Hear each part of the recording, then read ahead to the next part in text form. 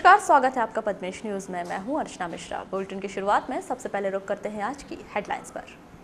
पूर्व सांसद कंकर मुंजारे के नेतृत्व में किया गया किसान क्रांति आंदोलन। आम सभा में प्रदेश सरकार को खरी खोटी सुनाई मुंजारे दंपति। जिले के प्रसिद्ध उद्योगपति और मयूर टॉकीज के संचालक मोहन भाई बेगड़ का निधन। मंगलवार को होगा अंतिम संस्कार। कृषि मंत्री गौरीशंकर बिसेन ने लालबर्रा में ली अधिकारियों और जनप्रतिनिधियों की बैठक। जाम में कॉलेज खोलने का किया ऐलान। गांगुलपारा में 4 साल की बालिका के साथ दुराचार, आरोपी युवक गिरफ्तार।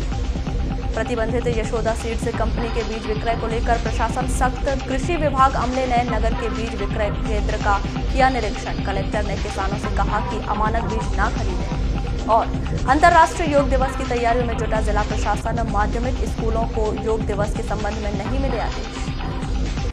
और अब समाचार विस्तार से।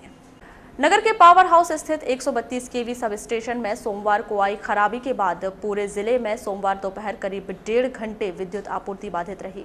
इस फॉल्ट को ठीक करने पूरा अमला जुट गया था और करीब 1.5 घंटे बाद सुधार कार्य में सफलता मिली। इधर शाम को भी आई कुछ खराबी के चलते बस स्टैंड सहित कई क्षेत्रों में रात्रि में भी विद्युत आपूर्ति बाधित रही। पूर्व सांसद कंकर मुंजारे के नेतृत्व में 19 जून को किसान क्रांति आंदोलन किया गया। इस अवसर पर श्री मुंजारे के निवास स्थान से दोपहर 3 बजे एक रैली निकाली गई। यह रैली नगर के प्रमुख मार्गों का भ्रमण करती हुई कालीपुतली चौक पहुंची।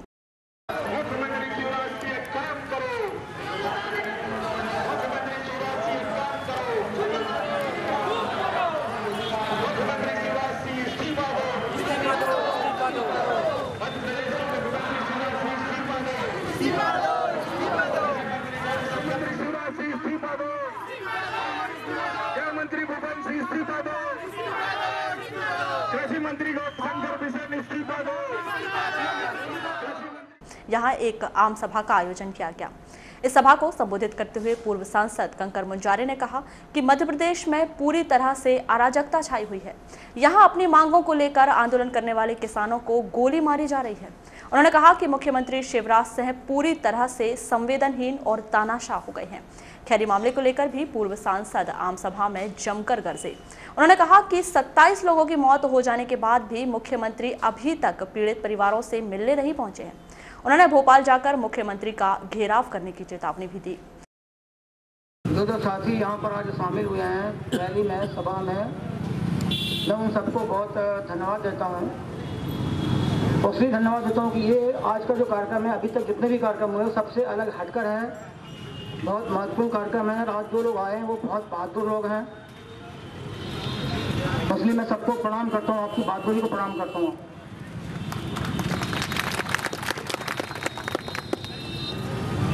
मंदसौर के 7 किसान जिनको शिवराज सिंह की सरकार ने गोली मारी और उनकी हत्या कर दी, और बालाघाट के खैरी गांव के फटाका फैक्ट्री के विस्फोट में 27 मजदूरों की जो मृत्यु हो गई, उसके खिलाफ हम लोगों ने, उसके विरोध में हम लोगों ने ये आयोजन किया है। ये हम बर्दाश्त नहीं करेंगे किसी कीमत पर भी। लोगों को जगाएंगे, खड़ा करेंगे। उस सरकार की हम ईंट सीट बजा के रहेंगे। हम छोड़ेंगे नहीं सरकार को हम। और यहाँ से लेके भोपाल तक लड़ाई लड़ेंगे और मौका पड़ेगा तो शिवराज सिंह के घर को भी जाके घेरेंगे हम। उसे भी पीछे हटने वाले नहीं है। किसी कीमत पे बर्दाश्त नहीं कर सकते इसको हम। जो किसान सबका पेट भरता है, लोगों को जिंदा रखता है, ये निकम्मी सरकार शिवराज सिंह को उसको गोली मार के उसकी हत्या कर रही है। वो पेट भर रहा है, जो पूरे देश को जिंदा रख रहा है, उसको गोली मार रही है, उसको मौत की घाट उतार रही है। ये कितनी निकम्मी सरकार है, कितनी तानाशाही सरकार है। इस सरकार को 1 मिनट भी कुर्सी पर बैठने का अधिकार नहीं रहा है। मंदसौर किसानों की हत्या के लिए जिम्मेदार कलेक्टर और एसपी के खिलाफ में हत्या का अपराध दर्ज करें और उनको गिरफ्तार करें। और हाई कोर्ट के सिटिंग जज से पूरे मामले की जांच कराएं। खैरी के मामले की भी हाई कोर्ट की सिटिंग जज से और मंदसौर के मामले की हाई कोर्ट की सिटिंग जज से। ये जो रिटायर्ड जज से जो जांच करा रहे हैं वो जांच ठीक नहीं है। रिटायर्ड जज कुछ होता नहीं है। रिटायर होने के बाद कोई जज नहीं रह जाता है, आम आदमी हो गया। जज से कराओ ना। क्यों डर रहा, क्यों घबरा रहा। और शिवराज सिंह जो है ये इस्तीफा दे, गौरीशंकर कृषि मंत्री इस्तीफा दे और भूपेंद्र सिंह इस्तीफा दे गृह मंत्री। अगर इस्तीफा नहीं देते हैं तो इनकी सरकार को राष्ट्रपति बर्खास्त करें। इस आम सभा को संबोधित करते हुए पूर्व नगर पालिका अध्यक्ष श्रीमती अनुभा मुंजारे ने कहा कि मध्य प्रदेश में अगले साल भाजपा सरकार की विदाई तय है। उन्होंने खैरी घटना पर आक्रोश जाहिर करते हुए पीड़ित परिवार को 1-1 करोड़ रुपए मुआवजा दिए जाने की मांग की है। अन्याय, अत्याचार, शोषण, जुल्म, जाति, भ्रष्टाचार के खिलाफ आखिरी सांस तक हमको लड़ना है। हम लड़ते रहेंगे और आपको भी लड़ना है, हम सबको लड़ना है और हिम्मत तो कभी हारना नहीं है। आज आप देखिए मध्य प्रदेश में भारतीय जनता पार्टी की सरकार का तीसरा कार्यकाल है और आप जरा गौर करिए, दुनिया की बातें, मैं बहुत लंबी बात तो नहीं कहूंगी पर थोड़ी सी बात मैं आपको समझाना चाहूंगी कि जब जब दुनिया ने, देश में नहीं देश से बाहर की भी बात बोलना चाहूंगी कि जब जब तानाशाही हावी हुई है, लोकशाही पे जब जब तानाशाही हावी हुई है, तब तक वहां पर विस्फोट हुआ है और ऐसा विस्फोट हुआ है कि तानाशाही के परखच्चे उड़ गए। इराक का उदाहरण मैं आपको देना चाहूंगी। इराक एक जमाना था, आपने भी नाम सुना होगा, बहुत बड़े तानाशाह थे वहां के सद्दाम हुसैन।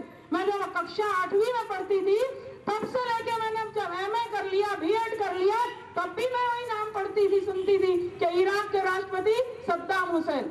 वो इतने बड़े तानाशाह थे, लेकिन जब जनसंख्या का गुस्सा उठा, जब तानाशाह के खिलाफ जनता जागी देश की, तो उस तानाशाह का अंत आप जानते हैं। ज्यादा लोकतंत्र में जनता बड़ी है, जनता से बड़ा कोई नहीं है, कोई भी नहीं है, चाहे वो कितना भी अहंकार भरे, लेकिन कोई नहीं है। और सबसे बड़े गौरव की बात है, हमारा भारत देश दुनिया का सबसे बड़ा लोकतांत्रिक देश है। हम गर्व से कहते हैं कि हमारा शासन है, हमारे द्वारा है, हमारे लिए है। डेमोक्रेसी बोलते ना, democracy by the people for the people. तो डेमोक्रेसी हमसे है और लोकतंत्र हमसे है, और लोकतंत्र में हमसे चुनी हुई सरकार हम ही को गोली मार रही। वाह, ये कैसा लोकतंत्र है। आज हम देखें किसानों की हालत सबसे बदतर है। भारत देश की सबसे बड़ी आबादी, 80% आबादी किसानों की है, सबसे बड़ी जनसंख्या किसानों की है। किसान पूरे परिवार के साथ धूप में, बरसात में, ठंडी में, हर मौसम में खतरा मोल लेके आधी रात को, सुबह सवेरे जब हम सोए रहते हैं तब किसान हमारे भाई लोग खेतों में काम करने छोटे छोटे बच्चों को लेकर निकल जाते हैं। इतना परिश्रम करके अनाज पैदा करने वाले किसान, आज उनकी क्या दशा है। ये क्या बड़ी बड़ी बातें करेंगे। आज किसानों की क्या हालत है, अपने फसल के वाजिब दाम के लिए रो रहे हैं, तड़प रहे हैं, अपने बच्चों को पाल नहीं पा रहे हैं। बाकी लोग तो अपना कैसे भी कर लेते हैं, लेकिन किसान की कितनी बुरी हालत है। उसकी सारी उम्मीदें उसकी फसल पर टिकी होती हैं और उसके बाद अगर फसल भी खराब हो जाए तो ये निकम्मी सरकार वो फसल का भी सही मुआवजा नहीं दे पाती। इस सभा को समाजवादी पार्टी के नेता महेश सहारे ने भी संबोधित किया। बालाघाट जिले में फटाका कांड 1 नहीं 2 हो चुका है। इसके पहले 1 साल पहले किरनापुर में भी फटाका कांड हुआ था, जिसमें 3 मजदूरों की मृत्यु हुई थी। उससे भी प्रशासन ने सबक नहीं लिया। 1 साल बाद बालाघाट में खैरी ग्राम में 37 मजदूरों की वहां पे मृत्यु हो गई। फिर भी बालाघाट जिले का प्रशासन जागा नहीं है और प्रदेश के मुख्यमंत्री जागा नहीं है। जबकि इतना बड़ा यहाँ कांड हुआ, प्रदेश के मुख्यमंत्री शिवराज चौहान पीड़ितों के जिनकी मृत्यु हुई उनके परिजनों से मिलने आज तक नहीं आए हैं।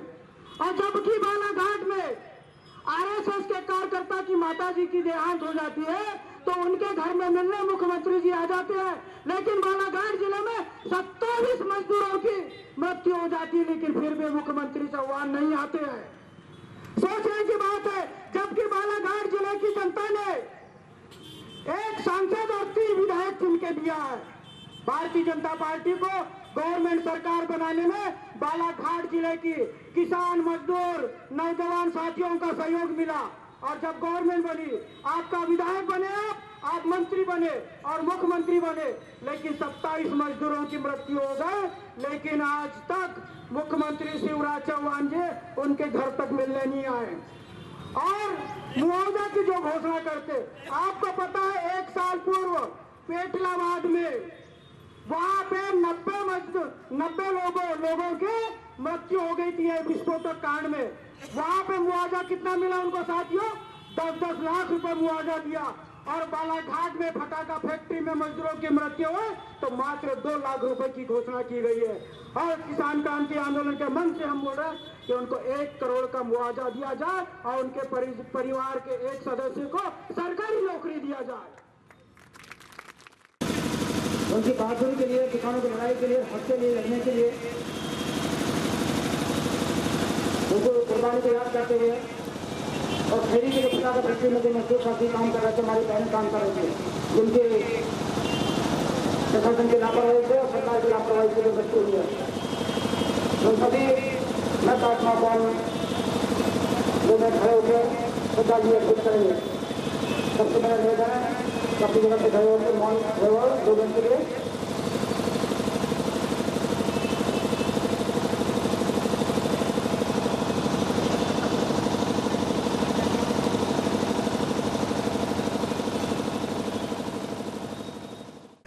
लालबर्रा के सरस्वती मंच में सोमवार को शिक्षा कर्मियों की बैठक संपन्न हुई। इस बैठक में 90 के दशक में नियुक्त शिक्षक कर्मियों की समस्याओं पर चर्चा की गई। वहीं 25 जून को जिला स्तरीय बैठक में और मांगों पर चर्चा किए जाने की बात कही गई।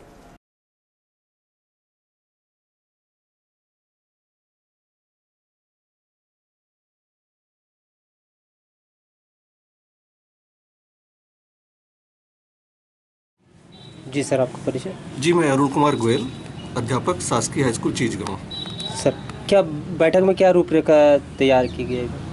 आज की बैठक में हम लोगों ने 1998 से नियुक्त शिक्षा कर्मियों के हितों के संदर्भ में रास्ते तलाशने पर विकल्प रखे थे और यहाँ उपस्थित तमाम शिक्षाकर्मी साथियों ने ये तय किया है कि शिक्षाकर्मी हितों के लिए हम सरकारी स्तर पर और दूसरी तरफ कोर्ट के माध्यम से भी अपने हित के रास्ते तलाशेंगे।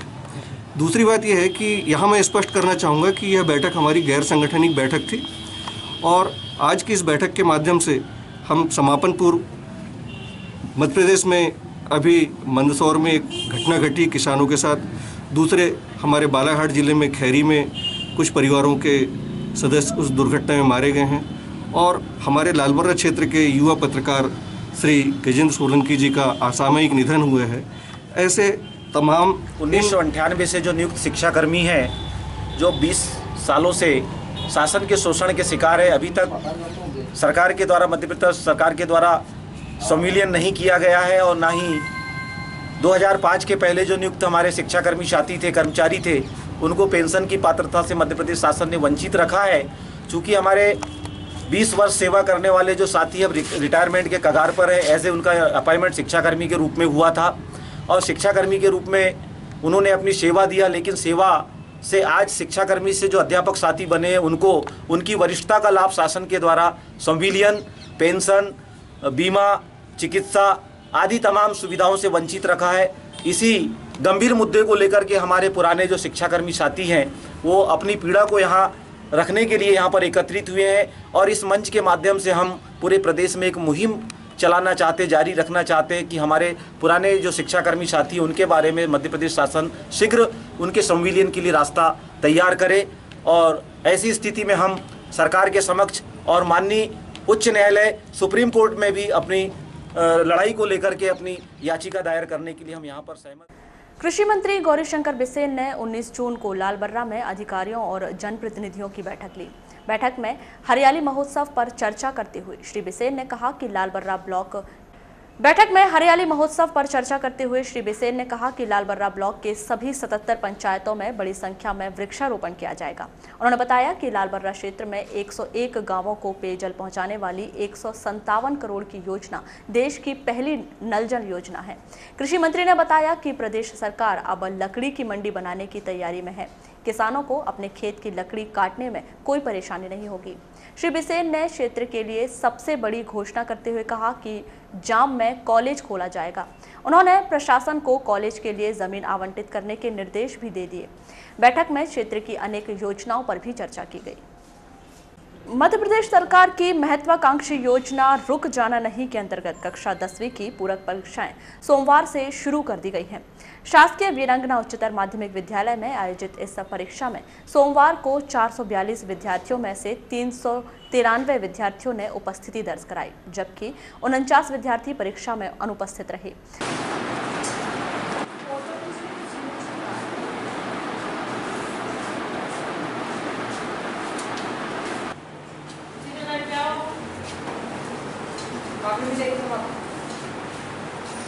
आयोजित इस परीक्षा के संदर्भ में जानकारी देते हुए शासकीय वीरांगना उच्चतर माध्यमिक विद्यालय बालाघाट के प्राचार्य एस.के. तुर्कर ने चर्चा के दौरान बताया कि जो विद्यार्थी कक्षा 10वीं की परीक्षा में अनुत्तीर्ण हो जाते हैं, वे कहीं न कहीं हतोत्साहित होकर आगे की पढ़ाई छोड़ देते हैं।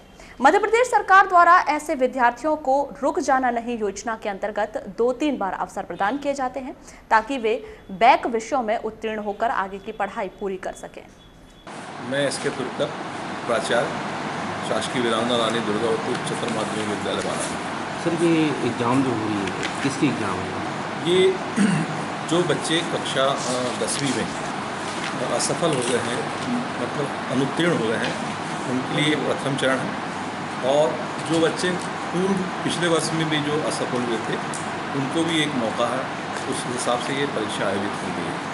सर, कितने विषय वाले बैठ रहे हैं यहाँ पर? 1 से लेके पूरे 6 विषय वाले भी, ये कम से कम 4 से लेके 3 से लेके 6 विषय तक के। कितने बच्चे बैठे हैं? टोटल हमारे यहाँ दर्ज संख्या है 442। उसमें से 393 बच्चे प्रेजेंट हैं और 49 बच्चे एब्सेंट हैं। सर, कैसी क्या प्रक्रिया है इस जाने योजना की? ये मध्य प्रदेश शासन ने पिछले वर्ष से जो है, जो बच्चे अनुत्तीर्ण हो जाते हैं और निश्चित रूप से वो निरुत्साहित हो जाती है, तो उनको इस परीक्षा के माध्यम से बैठने की पात्रता प्रदान करता है। और जो बच्चे असफल हो जाते हैं उनको 2-3 चांस, 3 चांस भी प्रदान करता है, ताकि बच्चे इन परीक्षा के माध्यम से सफल हो और वो आगे की पढ़ाई सुचारू रूप से कर सकें। शिवसेना पार्टी के 91वें स्थापना दिवस के अवसर पर शिवसेना प्रदेश अध्यक्ष खांडेश्वर महावर का सोमवार को बालाघाट आगमन हुआ, जहां उन्होंने पार्टी के पदाधिकारियों व सदस्यों के साथ एक महत्वपूर्ण बैठक कर आगामी चुनाव के लिए रणनीति तैयार की। सोमवार को होटल मल्लिकार्जुन में आयोजित शिवसेना की इस बैठक में शिवसेना पार्टी के विचारों का प्रचार प्रसार करने, संगठन को और भी अधिक मजबूत बनाने की रूपरेखा तैयार की गई। आयोजित इस बैठक के संदर्भ में जानकारी देते हुए शिवसेना प्रदेश अध्यक्ष खांडेश्वर महावर ने चर्चा के दौरान बताया कि पार्टी आगामी चुनाव में सभी सीटों पर अपने उम्मीदवार उतारेगी। इसके अलावा उन्होंने नर्मदा सेवा यात्रा, स्वच्छ भारत अभियान, गौ हत्या धारा 370, 56 इंच का सीना सहित अन्य मुद्दों पर चर्चा करते हुए बीजेपी सरकार को विज्ञापन करने वाली कंपनी बताया है। साथ ही उन्होंने आगामी चुनाव में कांग्रेस व बीजेपी से सीधे टक्कर लेने की बात कही है। अभी पूरे मध्य प्रदेश में जो दृश्य चल रहा है, वो दृश्य सिर्फ एक चीज़ का चल रहा है, आने वाली विधानसभा। आने वाली विधानसभा में भाजपा को इतना ज़्यादा खतरा समझ में आ रहा है कि उन्होंने पहले सिंहस्थ के नाम पे हजारों करोड़ रुपए सिर्फ प्रचार प्रसार भाजपा के उसमें लगाए, जबकि सिंहस्थ के नाम पे वहाँ पे रोज़ पेपरों में आता रहा कि और समाचार आते रहे कि कोई वहाँ पे घटना नहीं घटी, जबकि वहाँ पे सैकड़ों की तादाद में लोग ख़त्म हो गए। उसके बाद में नर्मदा जी का अभियान चलाया उन्होंने, और उसमें नर्मदा जी की सेवा यात्रा नाम दिया उसको, नर्मदा सेवा यात्रा, लेकिन नर्मदा जी की उसमें कहीं से कहीं तक कोई सेवा नहीं हुई। और तो और जो उनके फ्लैक्स, बैनर, पोस्टर लगे, उसमें मां नर्मदा का फ़ोटो तक नहीं था। फ़ोटो माननीय मुख्यमंत्री जी का था। उससे साफ साफ जाहिर होता है कि ये विधानसभा चुनाव के लिए अपना प्रचार अभियान चालू किए, और इसमें भी हजारों करोड़ रुपए बर्बाद कर दिए। अगर नर्मदा जी की सेवा करने निकले थे तो नर्मदा जी में जितने नाले मिल रहे हैं, जितने गंदे नाले मिल रहे हैं, अगर उनमें ट्रीटमेंट प्लांट लगा दिया जाता कि पानी साफ़ होकर नर्मदा जी में जाता, तो बात समझ में आती कि नर्मदा जी की सेवा कर रहे हैं।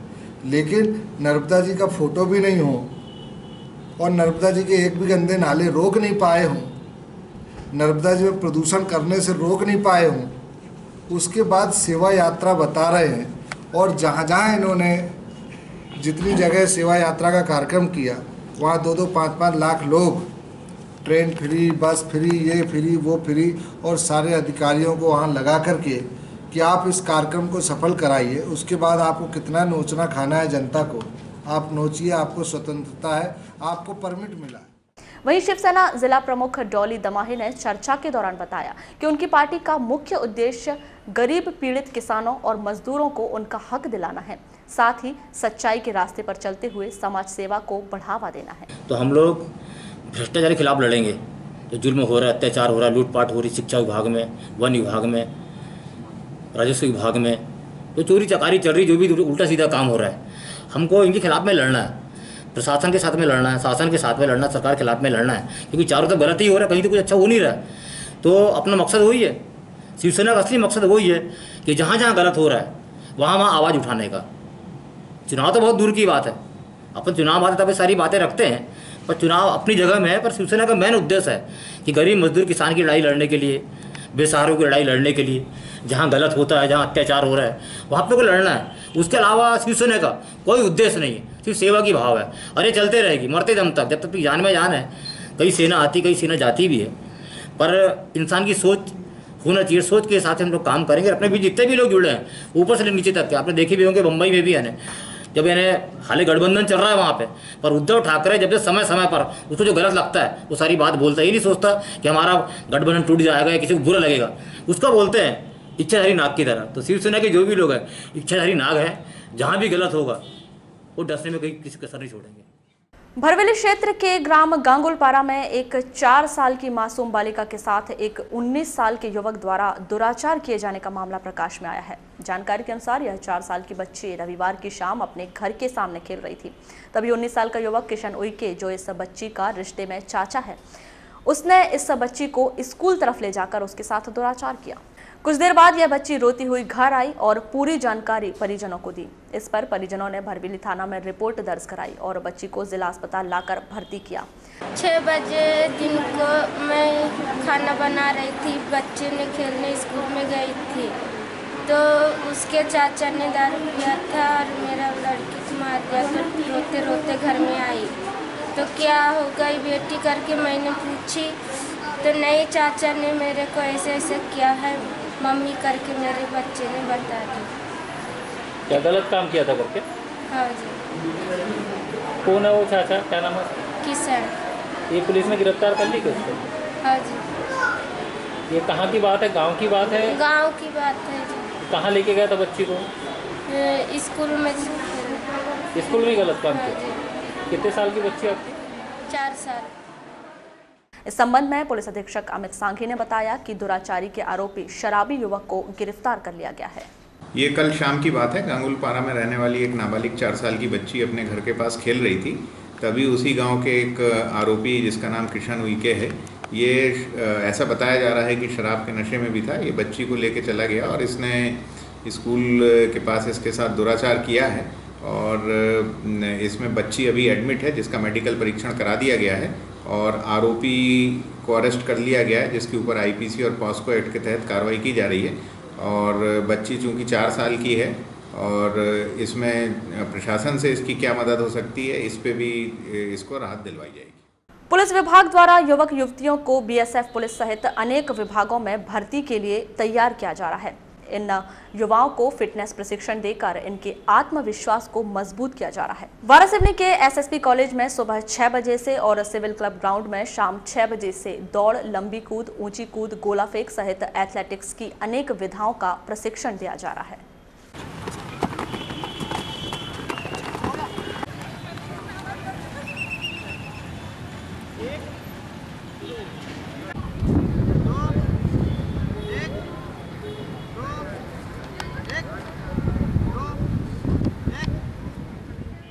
मेरा नाम है राजेश मिश्रा, मैं वारासिवनी थाने में पदस्थ हूँ और ये अपने वरिष्ठ अधिकारियों के मार्गदर्शन में लड़के और लड़कियों को पुलिस की तैयारी करवाई जा रही है। इसमें प्रशिक्षण में गोला फेंक, लॉन्ग जंप और रनिंग तीनों का प्रशिक्षण दिया जा रहा है और 2 शिफ्टों में दिया जा रहा है ये, क्योंकि कुछ बच्चे सुबह नहीं आ पाते तो शाम को आते हैं, तो दोनों शिफ्टों में लड़के लड़कियां आते हैं।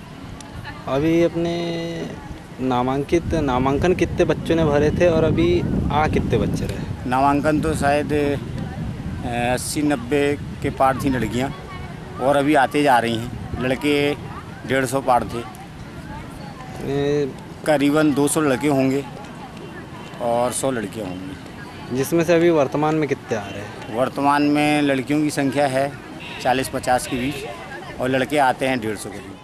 बालाघाट जिले के प्रसिद्ध उद्योगपति और मयूर टॉकीज के संचालक मोहन भाई बेगड़ का सोमवार को निधन हो गया। वे 82 वर्ष के थे। वे टाइल्स फैक्ट्री, आइस फैक्ट्री और होटल सतपुड़ा के मालिक भी थे। स्वर्गीय मोहन भाई बेगड़ का अंतिम संस्कार मंगलवार की सुबह 8:30 बजे स्थानीय मोक्षधाम में किया जाएगा। श्री बेगड़ अपने पीछे पत्नी, एक पुत्र और 3 बेटियों का भरा पूरा परिवार छोड़ गए। बालाघाट जिले में कवेलू उद्योग का जन्मदाता मोहन भाई बेगड़ को ही माना जाता है।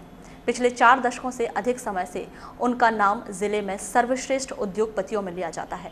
बालाघाट में दिल्ली पब्लिक स्कूल की शुरुआत भी उन्हीं के परिजनों द्वारा की गई है। प्रसिद्ध उद्योगपति मोहन भाई बेगड़ के निधन पर जिले के उद्योगपति, समाजसेवी, राजनीतिज्ञ और गणमान्य नागरिकों ने गहरा दुख व्यक्त किया है। कृषि मंत्री गौरीशंकर बिसेन और जिला पंचायत के अध्यक्ष मोहतरमा रेखा बिसेन की जानिब से सोमवार को गौसिया मस्जिद बूढ़ी में रोजा इफ्तार और खाने का एहतमाम किया गया, जिसमें मुस्लिम समाज के स्त्री पुरुष सहित नौजवानों ने बढ़ चढ़कर हिस्सा लिया। आयोजित इस इफ्तार पार्टी के दौरान वजीर ज़राअत गौरीशंकर बिसेन और जिला पंचायत के अध्यक्ष मोहतरमा रेखा बिसेन ने न सिर्फ रोजेदारों के साथ रोजा इफ्तार किया, बल्कि रोजेदारों को खाना भी परोसा। इस रोजा इफ्तार पार्टी में उपस्थित मुस्लिम समाज द्वारा इफ्तार के बाद वजीर ज़राअत गौरीशंकर बिसेन की लंबी उम्र के लिए दुआएं मांगी गईं। साथ ही मंत्री बिसेन द्वारा बूढ़ी में नया शादी हॉल बनाने की घोषणा की गई।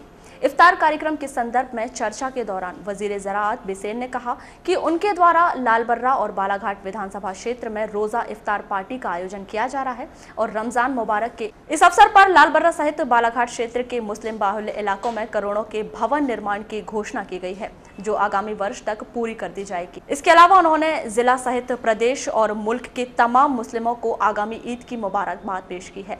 नहीं, आज हमारे विधानसभा क्षेत्र का चौथा रोजा इफ्तार है। कल हमने लालबर्रा विकासखंड के सभी हमारे मुस्लिम भाइयों के परिवार को रोजा इफ्तार पर आमंत्रित किया था और बालाघाट के जो जामा मस्जिद में अंजुमन शादी हाल के जितने एरिया के लोग हैं, वार्ड नंबर 4, 10, 9, इसी के साथ साथ भरवेली हीरापुर और 10 हमारी ग्राम पंचायतें जो हैं, वहाँ के सभी हमारे मुस्लिम भाइयों को हमने आमंत्रित किया था। मैं रमजान शरीफ के इस पवित्र माह पर बालाघाट विधानसभा क्षेत्र सहित मध्य प्रदेश के सभी मुस्लिम भाइयों को, हमारी बहनों को, मातृशक्ति को, अभी जो 26 तारीख को ईद आने वाली है, इस ईद की अग्रिम शुभकामनाएं देना चाहता हूँ, उन्हें मुबारकबाद देता हूँ। एक नया काम हमने हमारे मुस्लिम परिवार के लिए अपने लालबर्रा में किया है। आज हमने भूमि पूजन किया। 25 लाख रुपए की लागत से अंजुमन शादी हाल बनेगा, जिसका निधि की व्यवस्था हम अपने सोर्सेस से करेंगे और अगले वर्ष ईद तक वो बन के पूरा हो जाएगा। ये भी तय हुआ है कि हमारे सरपंच लालबर्रा के अनीस भाई उस नए शादी हाल में अपना निकाह करेंगे। तो हम लोगों ने तारीखें तय की और 1 साल के अंदर एक अच्छे खुशनुमा वातावरण में, प्रसन्नता के वातावरण में अगले वर्ष का जो। वहीं इस इफ्तार पार्टी में शरीक मुस्लिम महिलाओं ने वजीर ज़राअत बिसेन को दुआओं से नवाजा है। ये हम लोग का जो ईद उल फितर त्यौहार है, ये सभी धर्म के लिए है, सब मिलजुल के किया जाता है। इसमें क्या है, सब प्रेम भाव से रहते हैं, कोई झगड़ा नहीं, कोई लड़ाई नहीं। हिंदू मुसलमान पूरे, यानी कि ईसाई सिख पूरे एक समान है। और हमारे गौरी भैया एक महान इंसान है, बालाघाट जिले से सबसे अव्वल नंबर पे है, उनका आशीर्वाद हमारे साथ है। मैं सन 78 से उन्हें जानती हूँ। जब मैं बचपन में ड्यूटी ज्वाइन करी, कॉलेज से निकली तभी मैंने ज्वाइन करी। उस समय RS शर्मा जी थे। उनका कार्यकाल बहुत ही अच्छा रहा है और बहुत ही प्रशंसनीय रहा है और ईमानदार मंत्री है। इसलिए उनकी मतलब लंबी उम्र के लिए मैं कामना करती हूँ और सभी मुसलमान कामना करते हैं, वो सभी मुसलमान को सहयोग करते हैं। इफ्तार पार्टी में शरीक भारतीय जनता पार्टी अल्पसंख्यक मोर्चा के जिला अध्यक्ष यासीन खान ने मंत्री बिसेन और मोहतरमा रेखा बिसेन की आमद पर खुशी का इजहार किया। साथ ही बूढ़ी परिसर में नए शादी हॉल की घोषणा किए जाने पर उनका दिल से शुक्र अदा करते हुए उनका इस्तकबाल किया। मस्जिद के सामने माननीय मंत्री जी और माननीय श्रीमती रेखा बिसेन जी के द्वारा रोजा इफ्तार का कार्यक्रम रखा गया था, जिसमें बड़ी संख्या में मुस्लिम भाई और बहनें सभी शामिल हुए। मैं सबका दिल से आभार व्यक्त करता हूं और माननीय मंत्री जी का भी शुक्रिया अदा करता हूं कि वो कीमती वक्त निकाल कर हमारे बीच में पहुंचे। और साथ ही साथ मैंने वार्ड नंबर 14 के लिए माननीय मंत्री जी के सामने एक मांग रखी थी, क्योंकि हम जितने भी कार्यक्रम है रोड में करते हैं, हमारे इस बूढ़ी में कोई भवन नहीं है, जिसको मानते हुए माननीय मंत्री जी ने भी ये घोषणा कर दी है कि आने वाले समय पे बूढ़ी में भी एक शादी हाल बनाया जाएगा, ताकि कोई भी अपने कार्यक्रम उस शादी हाल में कर सके। शहर की एक स्थानीय होटल में कलार समाज की एक अहम बैठक का आयोजन किया गया, जिसमें सभी 33 वार्डों के लिए एक नगरीय समिति का गठन कर पदाधिकारियों के नाम की घोषणाएं की। आयोजित इस बैठक और नगरीय समिति के गठन का मुख्य उद्देश्य कलार समाज को एकजुट कर समाज का उत्थान करना बताया जा रहा है। आयोजित इस बैठक के संदर्भ में जानकारी देते हुए कलार समाज के जिला अध्यक्ष अमृतलाल धुवारे ने चर्चा के दौरान बताया कि बैठक में नगर समिति का गठन किया गया है, जिस पर समाज द्वारा सर्वसम्मति से पदाधिकारी का चयन कर उनके नामों की घोषणा कर दी गई है। मैं अमृतलाल धुवारे, अध्यक्ष जिला कलार समाज बालाघाट। आज हमारी समिति जिला कलार समिति द्वारा आज हमने नगर की समिति का गठन किए हैं, जिसमें नगर में अध्यक्ष के लिए हमने श्री संतोष जायसवाल जी को नाम प्रस्तुत किया है और इसमें सर्वसम्मति सभी ने इनका स्वागत किया अध्यक्ष के लिए। आयोजित इस बैठक के संदर्भ में जानकारी देते हुए नगर समिति के नगर अध्यक्ष संतोष जायसवाल ने चर्चा के दौरान बताया कि समाज ने उन्हें जो जिम्मेदारियां दी हैं वे उनका पूर्ण ईमानदारी से पालन करेंगे। साथ ही समाज के रुके हुए कार्यों को प्राथमिकता देकर उन्हें पूर्ण किया जाएगा। सर, आपको नगर का अध्यक्ष बनाया गया है कलार समाज के द्वारा, क्या प्राथमिकता रही है? सभी लोगों को एकजुट करना, समाज के सभी व्यक्तियों को एकजुट करना, सभी को समान रूप देना एवं जो समाज के कुछ अधूरे कार्य है उसको पूर्ण करवाना। जैसे हमारे सहस्त्र भाव चौक बना हुआ है, वहाँ पे मूर्ति स्थापित करवाना है। इसके अलावा सहस्त्र भाव मंदिर बनाया गया है, वहाँ पे भी मूर्ति की स्थापना करवाना है। हम लोगों का जमीन है उसको वहाँ पे भवन निर्माण करवाना है। जो भी अधूरी काम है उसको पूर्ण करवाना है। समाज के जितने भी व्यक्ति हैं सबको समान रूप में देखना है, एक प्रकार सभी वर्गों को समान रूप में करना। और भी जो भी हम लोगों से होगा वो समाज के जो भी व्यक्ति है उनको उनका अधिकार दिलाना। सर, क्या सर आप जैसे नगर के हैं तो क्या 33 वार्डों में आप अपनी टीम गठित करेंगे? बिल्कुल, हम 33 वार्ड में हर वार्ड का अलग अलग अध्यक्ष बनेगा और हर वार्ड के में उसी के अनुसार काम किया जाएगा। खनिज विभाग द्वारा अवैध रूप से गिट्टी ले जा रहे 8 डंपर को जब्त किया गया है। यह कार्रवाई जिला खनिज अधिकारी JN सोलंकी के नेतृत्व में की गई है। खनिज विभाग द्वारा यह कार्रवाई वारासिवनी नेवर गांव मार्ग पर की गई। यशोदा सीड्स के लाइसेंस को निरस्त किए जाने के बाद कंपनी के बीज केंद्रों में उपलब्ध तो नहीं है, इसका पता लगाने के लिए कृषि विभाग की सहायक संचालक अंजू मरकाम के द्वारा नगर के इतवारी चौक स्थित करीब 3 बीज दुकानों का निरीक्षण किया गया। हालांकि इस कार्रवाई के दौरान दुकानों में प्रतिबंधित यशोदा सीड्स के बीज बरामद नहीं हुए। आपको बता दें कि यशोदा सीड्स के द्वारा गुणवत्ता विहीन बीज किसानों को उपलब्ध कराए जाने पर जिला प्रशासन ने यशोदा सीड्स के लाइसेंस को निरस्त कर दिया है। वहीं इस कंपनी का लाइसेंस काफी महीने पहले ही निरस्त किया जा चुका है, लेकिन 3 जून को कृषि विभाग के ज्वाइंट डायरेक्टर के द्वारा लाइसेंस बहाल किए जाने के बाद अमानक स्तर के बीज की एक बड़ी खेप बाजार में उतार दी गई। हालांकि कंपनी के लाइसेंस निरस्त किए जाने के फैसले को यथावत रखा गया है, लेकिन किसानों को यह बीज उपलब्ध कराए जाने की जानकारी लगने पर कृषि विभाग द्वारा 25 सदस्यीय टीम गठित करके बीज दुकानों में छापामार कार्रवाई की जा रही है।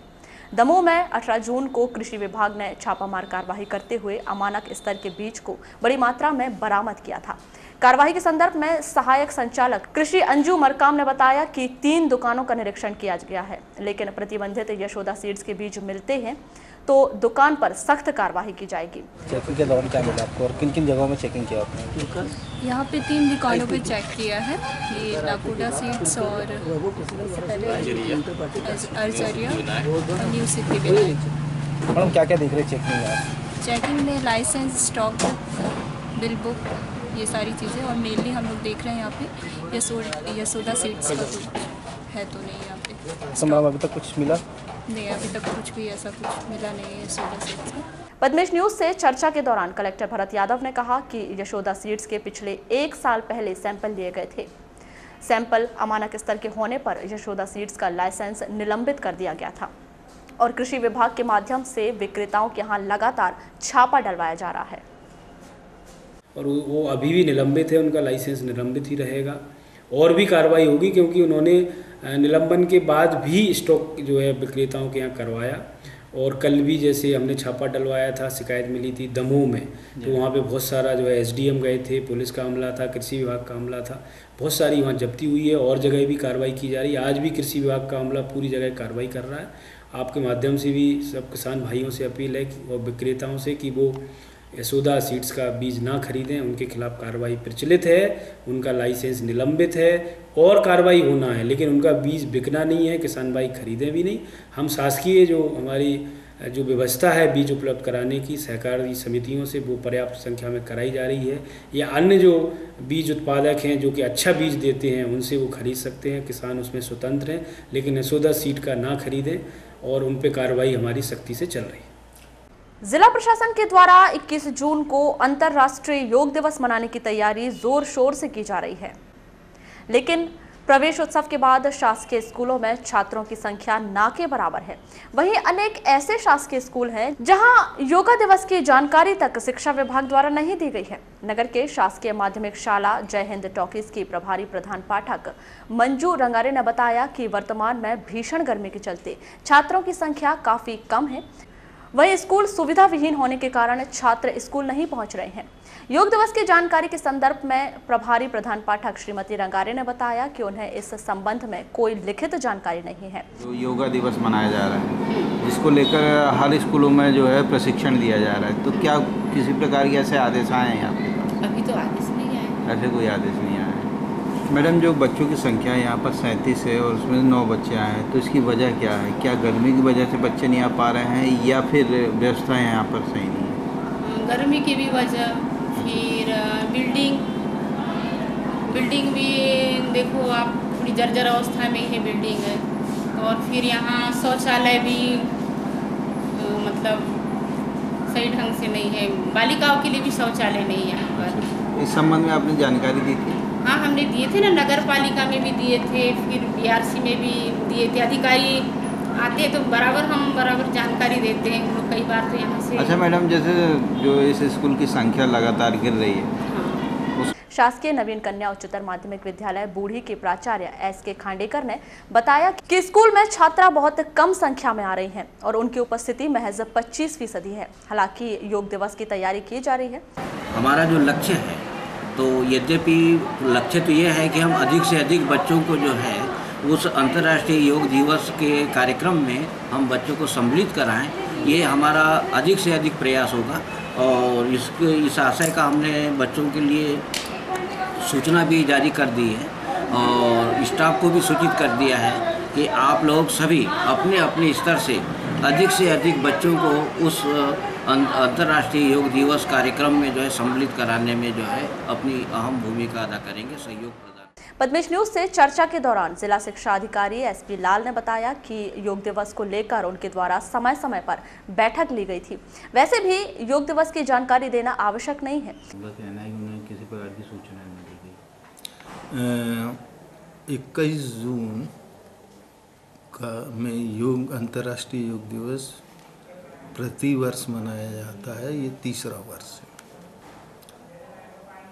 वैसे सूचना की इसमें आवश्यकता नहीं है, जैसे 15 अगस्त 26 जनवरी है, वैसे ही स्कूल शिक्षा विभाग में 2 दिन और आते हैं। एक 21 जून को योगा दिवस, अंतर्राष्ट्रीय योगा दिवस, और जनवरी में सूर्य नमस्कार। किंतु हमारे तरफ से हमने लगभग 15 दिन पहले सभी स्कूलों को लेटर भेजा है, व्हाट्सएप किया है, एजुकेशन पोर्टल में डाला है और बैठकें भी ली है। 2 जून को लिया है स्थानीय सभी स्कूलों की, शासकीय।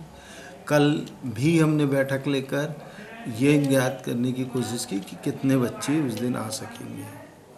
सर, देखा जा रहा है कि अभी बच्चों की संख्या भी कम है, तो किस प्रकार से बच्चों को यहाँ तक? जैसा मैंने बताया कि ये 3रा योग दिवस है और चूँकि आपकी बात सत्य है कि बच्चे 1 जुलाई से आते हैं, परंतु प्राचार्यों को ये विशेष निर्देश दिए गए हैं कि 19-20 को योग प्रशिक्षण के लिए बच्चों को बुलाएं और इसमें 7वीं से 12वीं तक के, 1ली से 6वीं तक के बच्चों को सम्मिलित नहीं किया गया है। सभी शासकीय अशासकीय स्कूल संस्थाएं, संगठन इसमें शामिल होंगे। ये उत्कृष्ट विद्यालय के खेल मैदान में आयोजित होगा सुबह 6:30 बजे से। पद्मेश न्यूज से चर्चा के दौरान कलेक्टर भरत यादव ने कहा कि योग दिवस की सभी तैयारियां पूर्ण कर ली गई हैं। हर साल की तरह इस साल भी उत्साहपूर्वक योग दिवस मनाया जाना है, उसके लिए सभी तैयारियां चल रही हैं। लगातार सामाजिक संगठन और योग से जुड़ी हुई संस्थाओं के साथ बैठक, चर्चा, तैयारी हो गई है। 21 जून को प्रातः 6:15 बजे से योग दिवस का कार्यक्रम, जिला स्तरीय कार्यक्रम उत्कृष्ट विद्यालय ग्राउंड में और ब्लॉक स्तरीय कार्यक्रम SDMs ने तय किए हैं। वहाँ पे सभी जनप्रतिनिधियों, सामाजिक संगठनों और जो स्कूल के छात्र छात्राएँ हैं 7वीं से 12वीं तक कक्षाओं के, उनकी उपस्थिति में, उनकी भागीदारी में होगा। जिला स्तरीय कार्यक्रम बालाघाट में उत्कृष्ट विद्यालय ग्राउंड में होगा। 6:15 बजे सब लोगों को पहुँचना है और 6:30 बजे से जो अतिथिगण रहेंगे वो आ जाएंगे और फिर 6:45 से मुख्यमंत्री जी का उद्बोधन रहेगा और 7 बजे से फिर योग की क्रियाएं आधा घंटा 7:30 तक रहेंगी। तो इसके लिए पूरी तैयारियां हो गई हैं। आपके माध्यम से मेरा सबसे अपील है कि ज़्यादा से ज़्यादा लोग उसके कार्यक्रम में पहुँचें। स्कूल के छात्र छात्राएँ भी पहुँचेंगे, योग से जुड़ी संस्थाओं के प्रतिनिधि भी पहुँचेंगे। उसके लिए अलग अलग जगहों पे अभ्यास कार्यक्रम भी हो रहे हैं। आज भी उत्कृष्ट विद्यालय में सभी संस्थाओं का योग अभ्यास हुआ, मोती तालाब गार्डन में हो रहा है। कल भी योग अभ्यास है सुबह 5:30 बजे से सभी संस्थाओं का एक साथ। और अगर बारिश आती है तो फिर उत्कृष्ट विद्यालय का जो उनका हॉल है और जो MLB का हॉल है, जैसे पिछले साल वैकल्पिक व्यवस्था की गई थी, वो व्यवस्था की जाएगी। और अगर खुला रहता है मौसम तो उत्कृष्ट विद्यालय ग्राउंड में ये आयोजन होगा। आपके माध्यम से सभी से आग्रह है कि इस आयोजन में सहभागी बने और इसमें भागीदारी करें।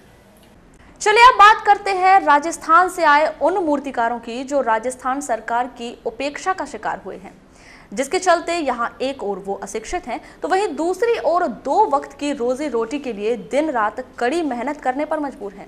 क्या है राजस्थान से आए मूर्तिकारों की दास्तान, देखिए पद्मेश न्यूज की इस खास रिपोर्ट में।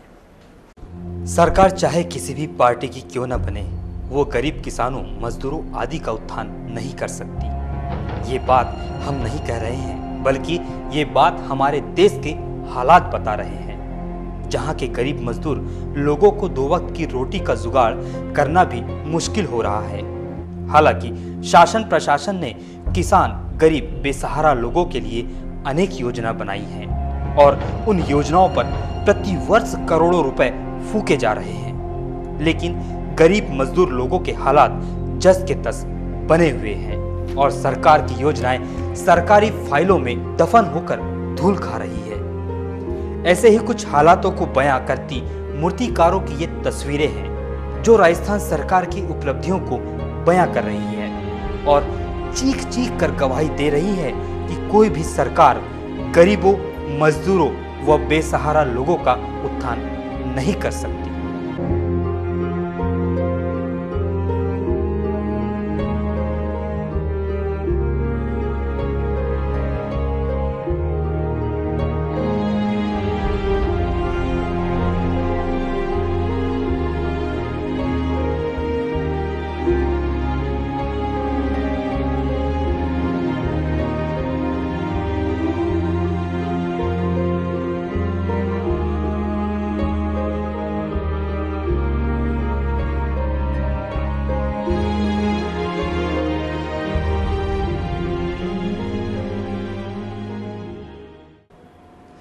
बालाघाट खैरी मार्ग पर इन दिनों राजस्थान से आया हुआ एक कुनबा दिखाई देता है, जो अपने परंपरागत व्यवसाय मूर्ति, गमला, तोता आदि बनाने में निपुण है। दूसरे राज्य से आकर भी इन्होंने अपने राज्य की परंपरा, सभ्यता, संस्कृति, वेशभूषा का पूरा ध्यान रखा और पीढ़ी दर पीढ़ी से ये लोग पीओपी से हाथी, घोड़ा, तोता, गमले, विभिन्न भगवानों की मूर्तियां बनाने का कार्य कर रहे हैं।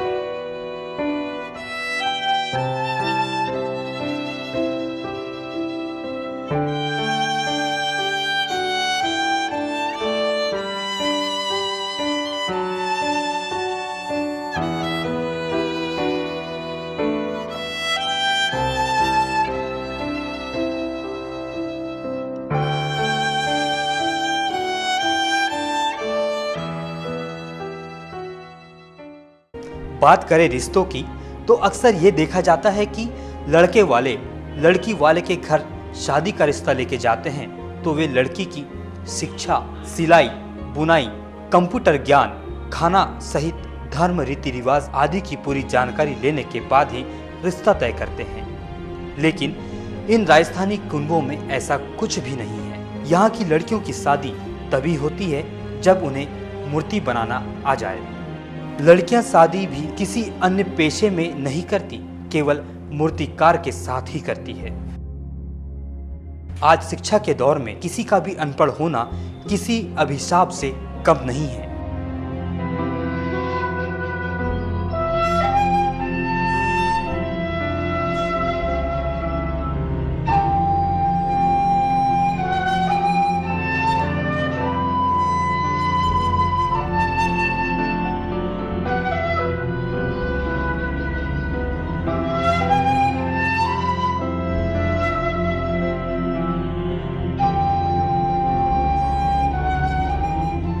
लेकिन राजस्थान से आए ये सभी मूर्ति कलाकार अनपढ़ हैं। इन्हें ABCD तो दूर अनार, आम और जोड़ना घटाना भी नहीं आता। ना तो इनके परिजन कभी स्कूल गए, ना ही घर के सदस्यों ने कभी स्कूल का बस्ता उठाया और ये अपने बच्चों को भी स्कूल नहीं जाने देते, जिसके चलते पूरा कुनबा अशिक्षित है। राजस्थान से आए इन लोगों के पास मूर्ति कला के अलावा पेट भरने का और कोई भी साधन नहीं है। पारंपरिक व्यवसाय होने के कारण पीढ़ी दर पीढ़ी केवल पीओपी की मूर्तियां या गमले वगैरह ही बनाते हैं। इसके अलावा ये अपने बच्चों को किसी अन्य कार्य में भी नहीं लगाते। राजस्थानी मूर्ति कलाकार गणेश नामदेव ने बताया कि वे अपना पूरा परिवार लेकर राजस्थान से बालाघाट आए हैं। 12 महीने वे अपने परिवार के साथ काम करते हैं, तब जाकर 2 वक्त की रोटी नसीब हो पाती है। मजबूरी है साहब, इसलिए यह काम करना पड़ रहा है और इसके अलावा हमें कोई दूसरा काम नहीं आता। पिता भी मूर्तिकार थे, मैं भी मूर्तिकार हूँ, मेरे बच्चे भी मूर्ति ही बनाएंगे। उन्होंने आगे बताया कि उनकी सरकार ने न तो उन्हें रहने के लिए घर दिया है और न ही रोजगार, जिसके चलते वे 12 महीने देश के विभिन्न स्थानों में मूर्तियां बनाकर बेचा करते हैं और चंद पैसों के लिए यहाँ से वहाँ, कभी यहाँ तो कभी वहाँ जाना पड़ता है। किस प्रकार का काम करते हैं आप? पीओपी का काम करते हैं। देखो मूर्ति बनाते हैं। क्या क्या बनाते हैं इन मूर्तियों में आप? मूर्तियों में बनाते हैं हाथी, मोर, गणेश जी, सरस्वती जी, मिट्टू, ऐसा आती है सभी तरह के। अच्छा, कब से कर रहे हैं आप ये काम? हम तो बचपन से ऐसे काम कर रहे हैं। अच्छा, आपके परिवार वाले भी यही काम पे हैं? सब टोटल ऐसे ही। अच्छा, इसकी बात बच्चों की करें, आपके परिवार भी दिखे तो बच्चे सब सही थे यहीं आए हैं? हाँ, सब आ गए ना साथ में। कब तक काम करते हैं? 12 महीने यही काम करते हैं? बस 12 महीने ऐसे काम करते हैं। यही काम रहता है। अच्छा, बात अगर बच्चों की पढ़ाई की जाए तो बच्चे पढ़ाई तो घर पे जाए ना। तो कितने दिनों के लिए आप यहाँ पर आए हैं? हम तो 12 मास ये काम करते हैं। 2 महीना यहाँ तो 3 महीना आगे से ऐसे घूमते रहते हैं। अच्छा अच्छा। अभी देखो पेट पाल रहा है, बच्चे को पाल रहा हो, क्या करें। यानी अब इसके अलावा कुछ और कर सकते हो आपने? और अभी कुछ क्या करा, यही काम सीखा है और दूसरा काम तो सीखा भी नहीं। अच्छा, आपके पिताजी क्या कर रहे थे? यही काम कर रहा था। अच्छा, यानी आपकी पुश्तैनी जो खानदान चलते हुए आ रहा है ये कला का काम। अच्छा, आपके बच्चे क्या करेंगे आगे? तो यही करेगा और क्या करेगा। कोई माँ भी धंधे नहीं है और घर मकान भी नहीं बना अभी तक। तो आप लोगों को सरकार के तरफ से कोई नहीं है, कोई सुविधा नहीं। तो आप लोगों की तरफ ध्यान नहीं आता सरकार का? कोई ऐसी बात करने का मौका दे रहा, लेकिन कोई काम करता है तो मजा आते ना। अच्छा, ये बताइए कि जैसे फिर आप लोगों के परिवार में शादी होती है तो वो ये नहीं पूछते कि कौन कितना पढ़ा लिखा है, लड़की कहाँ तक पढ़ी? नहीं कुछ नहीं। अच्छा, कला आती है कि नहीं ये जरूर पूछते होंगे। विभिन्न मूर्तियों के बीच खड़ी राजस्थान कलाकार गणेश नामदेव की 7 वर्षीय पुत्री सविता उस वक्त खामोश हो गई जब उसे ABCD सुनाने के लिए कहा गया। मासूम सविता ने चर्चा के दौरान बताया कि वो आज तक स्कूल नहीं गई। ABCD तो क्या, उन्हें अनाराम भी पढ़ना नहीं आता, लेकिन वो भी अन्य बच्चों की तरह पढ़ना चाहती है, लेकिन उनके माँ बाप उन्हें पढ़ने नहीं पहुँचाते। सविता ने आगे कहा कि तैयार होकर स्कूल जाने का मन करता है पर वो नहीं जा पाती और ना ही उनके माँ बाप उसे स्कूल जाने देते हैं। स्कूल गए हैं, नहीं पढ़े? क्यों नहीं पढ़े बेटा? ले रहा है। कभी गए थे बेटा स्कूल? कभी अनाराम कुछ सीखे, ABCD वगैरह? कुछ नहीं, जोड़ना घटाना भी नहीं करो। जाने का होता है कि क्या मन होता है जाने का? फिर कभी मम्मी पापा से आपने पूछा कि हम भी स्कूल जाएंगे, ऐसा बोला मम्मी पापा को आपने? तो क्या बोलते हैं मम्मी पापा? है नहीं जाना बोलते हैं। राजस्थानी खेमे में मौजूद मंजू नामक एक महिला ने बताया कि उनका काम मूर्ति बनाकर बेचना है, जिससे बड़ी मुश्किल से 2 वक्त की रोटी ही मिल पाती है। उनके पास इतने पैसे नहीं हैं कि वे बच्चों को पढ़ा सके। उन्होंने आगे बताया कि उनका कोई स्थायी काम नहीं है, हर समय अलग अलग जगह जाना पड़ता है, तो बच्चों को कैसे पढ़ाएंगे। उन्होंने आगे कहा कि जो सरकार सर ढकने के लिए छत नहीं दे सकती तो शिक्षा क्या देगी, इसलिए हम सब अनपढ़ हैं। मैं, मेरे पिताजी, मेरा पति अनपढ़ है, इसलिए हमारे बच्चे भी अनपढ़ ही हैं, क्योंकि हमारे पास इतना पैसा नहीं है कि हम बच्चों को पढ़ा सकें। ऐसा किस प्रकार का काम करते हैं आप? मूर्ति बनाते और क्या करें? मूर्ति बनाते, क्या क्या चीज़ बनाते हैं मूर्तियों में? ये हाथी, घोड़ा, सरस्वती, लक्ष्मी जी। अच्छा, ये बच्चे वगैरह हैं? हाँ। क्या पढ़ाई वगैरह करते हैं बच्चे लोग? नहीं। क्यों नहीं करते? हमने ऐसे काम करा, पैसे भी दूसरे होते हो तो पढ़ाई करा तो कैसे करा? अच्छा, पैसे नहीं है करके पढ़ाई नहीं कराते आप? हाँ। तो राजस्थान से आप यहाँ पर आए हैं तो मात्र मूर्ति ही बनाते हैं? हाँ।